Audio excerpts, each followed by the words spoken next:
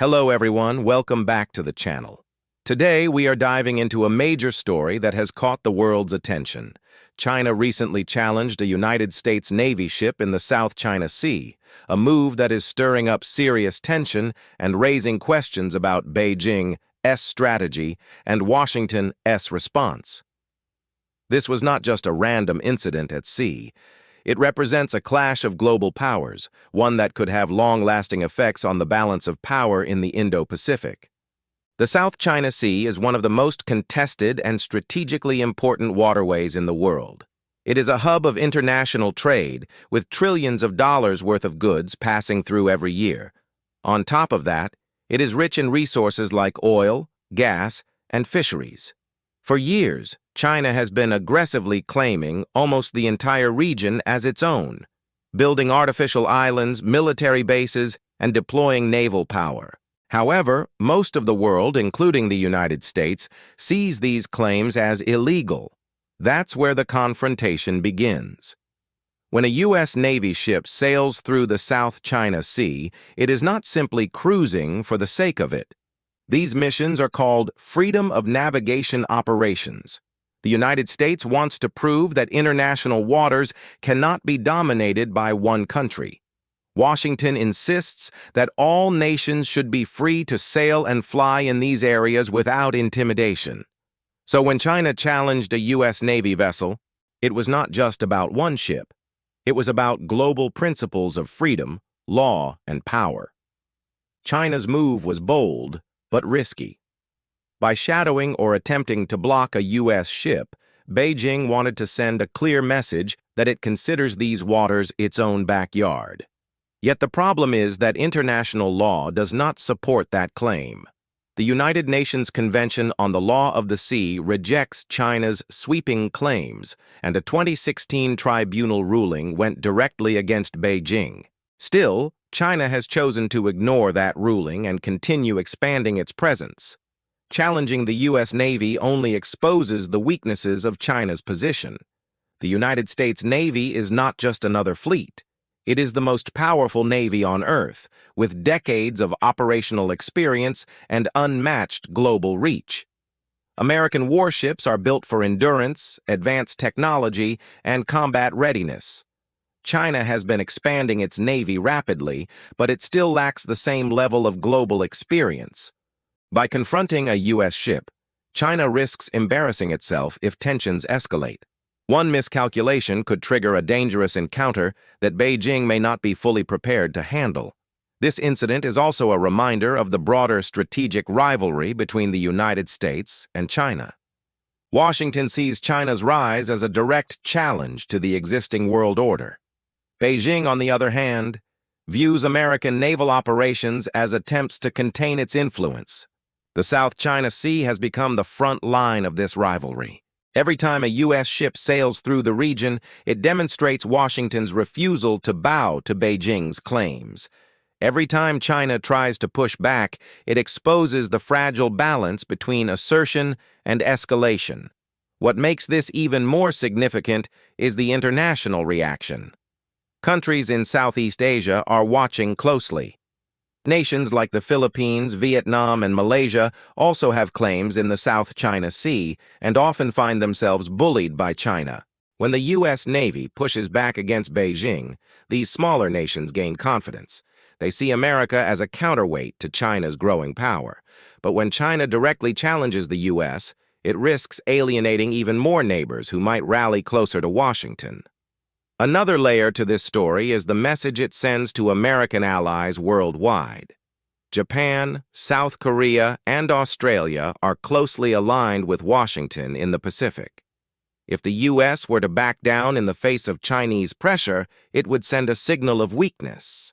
But by standing firm, Washington reassures its allies that it is committed to protecting the stability of the Indo-Pacific. In other words, this single naval challenge is about much more than just two ships. It is about the credibility of U.S. power on the global stage. From China's perspective, however, there is a logic behind these moves. Beijing wants to test Washington's resolve. By challenging U.S. ships, it measures how far America is willing to go to defend freedom of navigation. If the U.S. responds cautiously, China interprets that as weakness and pushes further. But if the U.S. responds strongly, Beijing risks escalating a situation it cannot fully control. This cat-and-mouse game has been going on for years, but each new confrontation increases the risk of miscalculation. What makes this a big mistake on China's part is timing. Right now, Beijing is under economic pressure, dealing with a slowing economy, internal debt issues, and declining investor confidence. Adding a high-risk naval confrontation with the United States only worsens its image globally. Instead of appearing strong, it looks reckless. Investors and governments worldwide see instability, and that could drive them further away from Beijing and closer to Washington. Another mistake is military exposure. The U.S. Navy often operates with advanced surveillance, drones, and satellite coverage. Every time China challenges an American ship, it reveals its own tactics and capabilities. U.S. commanders gather intelligence on how Chinese vessels respond, how quickly they mobilize, and what kind of strategies they use. In other words, these confrontations allow the U.S. to study China's playbook, while China gains little in return. Let's also look at the psychology of power. America's naval tradition is deeply rooted in open seas and global presence. It thrives on projecting confidence and deterrence. For the U.S. Navy, being challenged is not a setback, but an opportunity to demonstrate strength. China, however, is still building its maritime confidence. Each time it fails to push back successfully, it exposes its limits. The more Beijing tries, the more it risks showing the world that it cannot yet match American naval power. In the long run, incidents like this only strengthen the U.S. position. They justify Washington's increased military presence in the Indo-Pacific.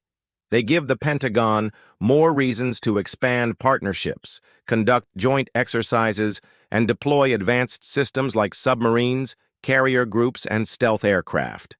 For China, this is the opposite of what it wants. Instead of scaring the U.S. away, it invites a stronger American presence right on its doorstep. It is also worth noting how these confrontations affect China's image in global diplomacy. Many countries are already concerned about Beijing's aggressive behavior, whether in the South China Sea, toward Taiwan, or along its land borders.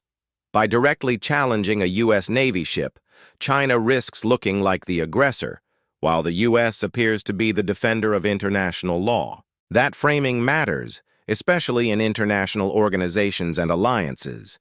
This is why the incident is being described as a big mistake. It does not weaken the U.S., but reinforces Washington's position. It does not intimidate allies, but unites them. It does not demonstrate China's dominance, but instead highlights its insecurities. In global politics, perception is power, and right now the perception is that Beijing is overreaching.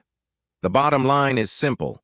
Challenging the U.S. Navy is not like confronting a smaller regional force.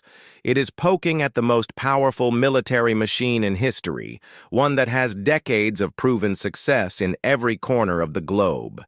The South China Sea may be close to China's shores, but the principles at stake are global.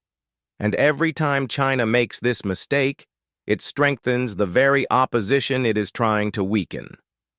So what happened in this latest confrontation is more than a naval encounter.